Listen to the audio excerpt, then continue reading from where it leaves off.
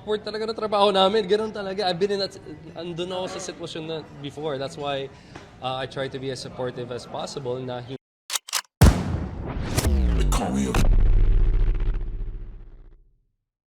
Magsisinungaling daw ang kapamilya actor na si Gerald Anderson kung sabihin niyang wala siyang naramdaman na something sa muling pagtatambal ni na Julia Barreto at Joshua Garcia. Marami kasi ang curious malaman kung anong naging feeling ni Gerald na successful sa takilya ang balik-tambalan ng kanyang girlfriend na si Julia at ex-jowa nitong si Joshua. Ayon sa hunk actor, 100% naman ang kanyang suporta kay Julia sa latest movie nitong Unhappy for You, kasama si Joshua na balitang kumita na ng 320 million pesos sa takilya. Aniya, super proud. It's good for the industry. It just shows that when the project is good, people will watch it.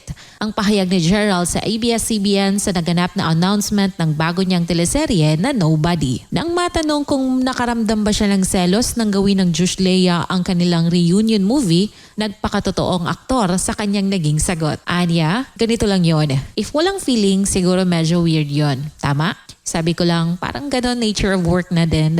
Talagang awkward eh. It's really awkward. But you know, at the end of the day, I've been in that situation. Marami silang napasaya na fans. Yung feelings na yon, it takes a backseat. You wanna be a professional for them. Support her. At the end of the day, she's the person I care about. Anya pa. Samantala, excited naman si Gerald na mag-shooting para sa latest serye niyang Nobody na magsisilbing comeback project niya sa ABS-CBN under JRB Creative Production. 2 taon ding hindi napanood si Gerald ng mga kapamilya viewers, kaya siguradong ngayon pa lang ay abangers na ang kanya mga supporters sa pagbabalik niya sa primetime. Normal lang naman siguro mga ka-showbiz talk na magselo si Gerald dahil lang naman sa ganda ni Julia, diba?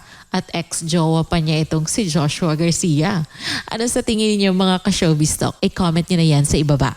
Kung bago pa lamang kayo sa akin channel, huwag kalimutan mag-subscribe at click the notification bell para updated ka sa showbiz happenings.